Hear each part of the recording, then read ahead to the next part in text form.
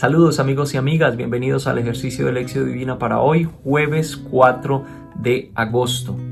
Hoy celebramos, el jueves 4 de agosto celebramos la memoria de San Juan María Vianney, el santo cura de Ars, que es el santo patrono de nosotros, los sacerdotes diocesanos. Entonces, un saludo a todos mis hermanos sacerdotes diocesanos, a los sacerdotes de mi diócesis, de mi ciudad también, a todos mis hermanos sacerdotes que también evangelizan a través de las redes sociales. Un abrazo para todos ustedes. Iniciemos nuestro ejercicio en el nombre del Padre, y del Hijo, y del Espíritu Santo. Amén.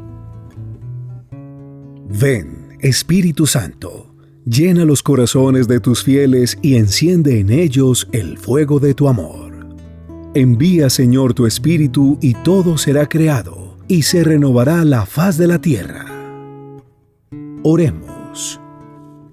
Oh Dios, que has instruido los corazones con la ciencia del Espíritu Santo, haz que, guiados por este mismo Espíritu, saboreemos la dulzura del bien y gocemos siempre de sus divinos consuelos.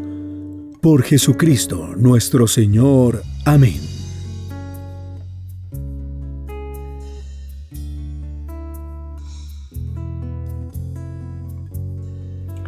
Vamos a leer hoy en el Evangelio de Mateo, el capítulo 16, los versículos 13 al 23.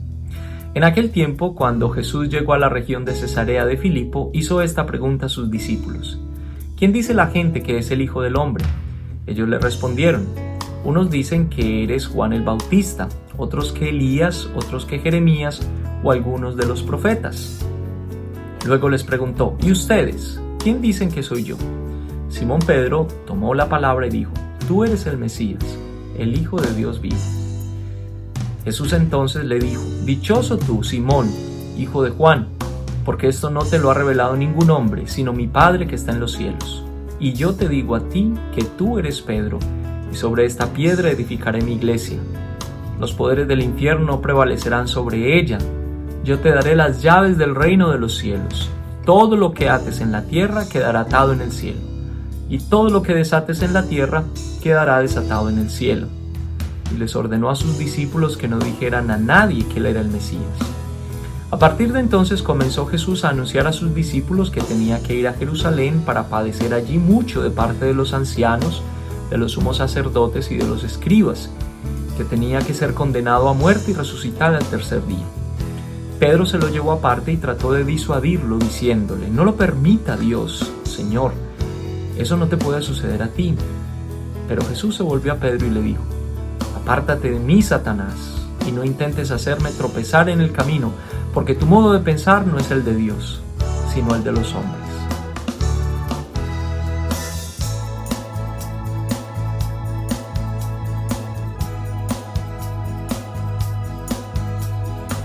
Otra interesante intervención de Pedro en el Evangelio. Hemos estado viendo algunas intervenciones de Pedro muy interesantes, y a mi amiga Vanessa le gusta mucho cuando aparece Pedro, porque me dice ella: me identifico mucho con él. Claro, cada vez que decimos los colombianos metemos las patas, pues nos identificamos con Pedro, seguro que sí.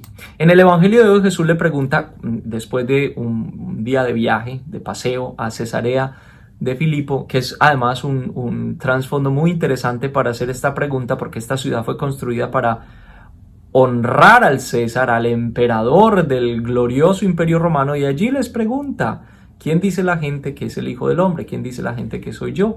Y entonces, ¿y quiénes dicen ustedes que soy yo?, les pregunta Jesús. Entonces Pedro le dice la respuesta correcta: tú eres el Mesías, el Hijo de Dios vivo.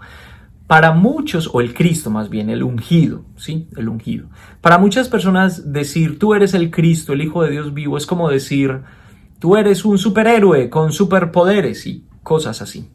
Pero hay una parte de esta confesión que no está como muy bien comprendida, no la comprende Pedro, y a veces es difícil también para nosotros comprenderla.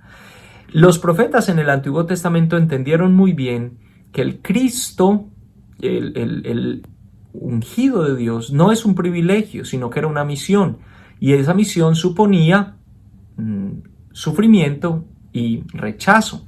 Isaías, Jeremías, Ezequiel, muchos de estos profetas le hablaron al pueblo de Israel hablándole de el Mesías como un siervo que sufre, ¿sí? Como uno que es perseguido, que es calumniado, que es violentado.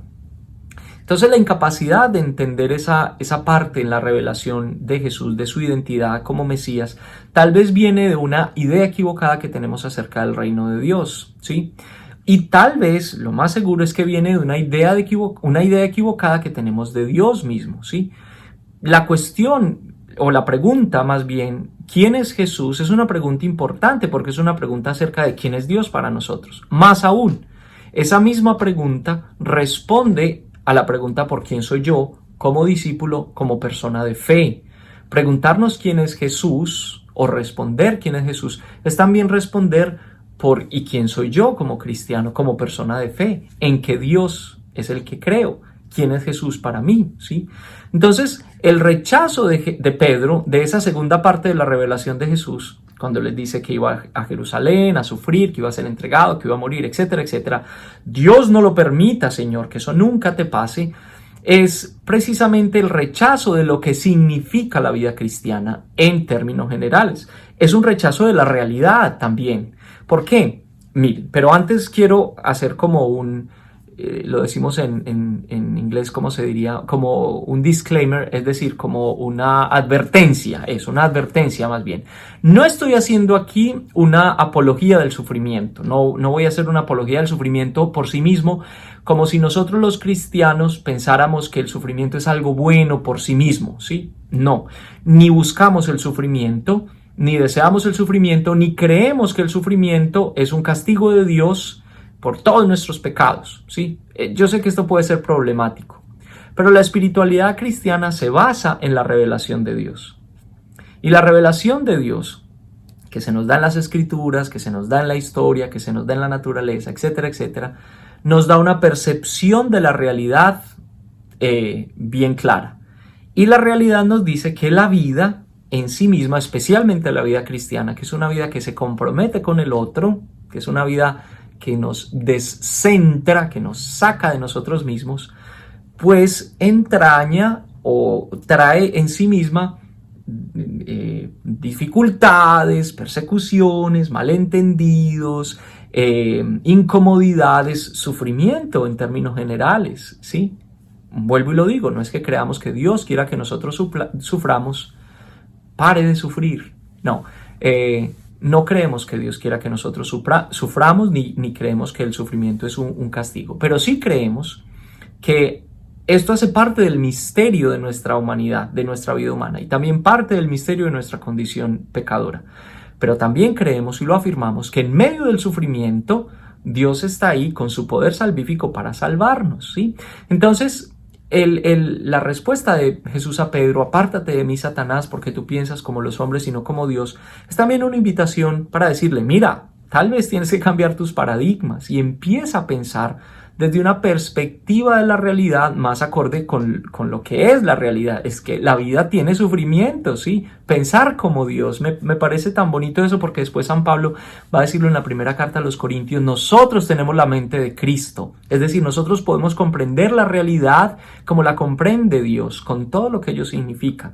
No desde el dolor y el sufrimiento pesimista de todo lo que eso significa, sino más bien desde la esperanza activa, que en medio del dolor y del sufrimiento sabemos y confesamos que Dios está con nosotros. Me extendí muchísimo en este evangelio. Vamos a leer nuevamente este pasaje.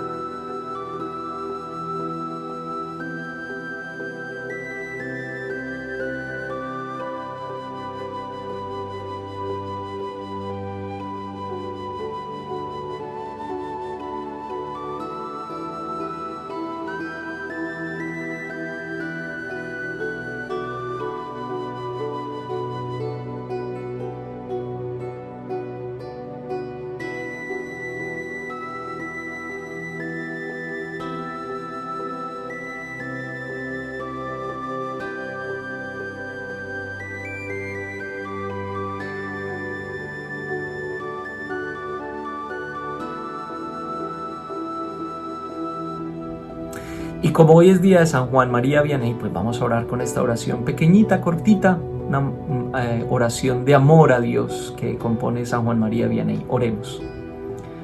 Te amo, oh Dios mío. Mi único deseo es amarte hasta el último suspiro de mi vida. Te amo, oh infinitamente amoroso Dios, y prefiero morir amándote que vivir un instante sin ti. Si mi lengua no puede decir cada instante que te amo, por lo menos quiero que mi corazón lo repita cada vez que respiro.